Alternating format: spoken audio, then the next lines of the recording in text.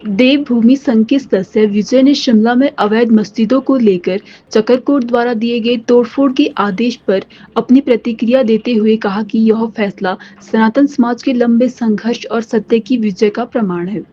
उन्होंने कहा कि हम अदालत के इस निर्णय का स्वागत करते हैं।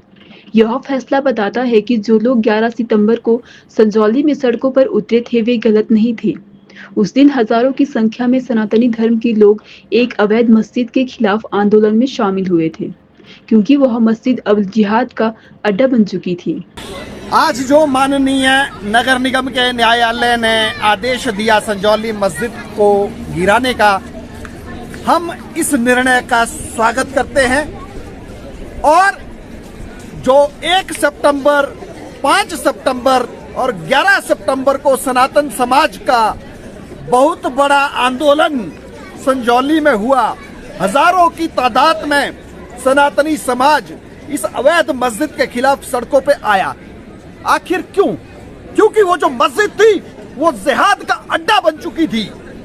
वो मस्जिद जो थी उन लोगों की पनाहगाह बन चुकी थी जो हमारी बहन बेटियों पे फातिया कसते थे और लव जिहाद और लैंड जिहाद के मामलों में शामिल थे। तो उस पीड़ा का दंश झेलते हुए हमारा सनातन समाज सड़कों पर आया और इस मस्जिद के खिलाफ एक बहुत बड़ा आंदोलन जो सनातन समाज ने 11 सितंबर को किया।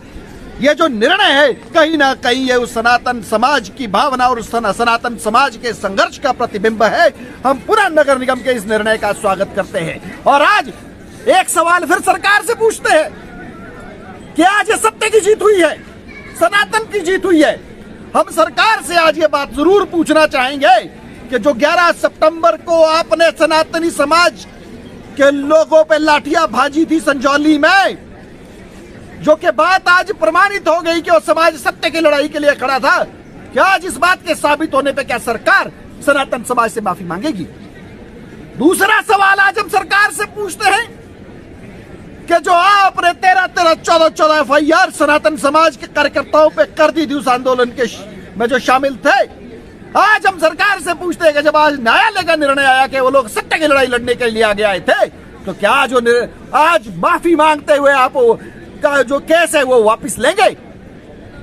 तो कहीं ना कहीं सरकार, ये जो नगर निगम का न्यायालय है जहां इसमें सनातन समाज की जीत हुई है, सत्य की जीत हुई है, सरकार और जिला प्रशासन की नीतियां कहीं ना कहीं कटघरे में आई है।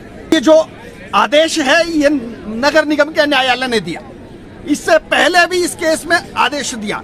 इसकी एग्जीक्यूशन जो है वो प्रशासन का काम है। अगर न्यायालय के आदेश, मणिपुर में भी न्यायालय के आदेश पे वो हिस्सा हुई थी, वो कहीं ना कहीं जो उस हिस्सा के पीछे न्यायालय का आदेश कारण बना, परंतु इस देश की जो राजनीतिक दल है वो उस मामले को तूल दे के राजनीतिक मुद्दा बनाते रहे।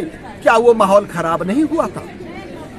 तो इसलिए मेरा ये मानना है कि ये माननीय न्यायालय का आदेश है, प्रशासन को इस पे अमल करना होगा, करना चाहिए और करना पड़ेगा। ये सवाल मेरा समाज से भी है कि ये शांति व्यवस्था और सौहार्द की अपेक्षा सिर्फ सनातन समाज से इस देश में की जाती है। सनातन और सनातनी व्यक्ति बहुत शांत स्वभाव के होते हैं। हमारे धर्म में वसुदेव कुटुंबकम बताया गया है और अहिंसा परमो धर्मा बताया गया है। हम लोग शांति में विश्वास रखते हैं, परंतु जब बात अब धर्म के अहित की आती है तो भगवान श्री कृष्ण ने भी कहा है कि यदा यदा हि धर्मस्य ग्लानिर्भवति भारत अभ्युत्थानम धर्मस्य तदात्मनम सृजाम्यहम्। जब उस धर्म की स्थापना के लिए स्वयं ईश्वर को आना पड़ता है तो इस सनातन समाज का प्रत्येक व्यक्ति ईश्वर का ही एक कण है।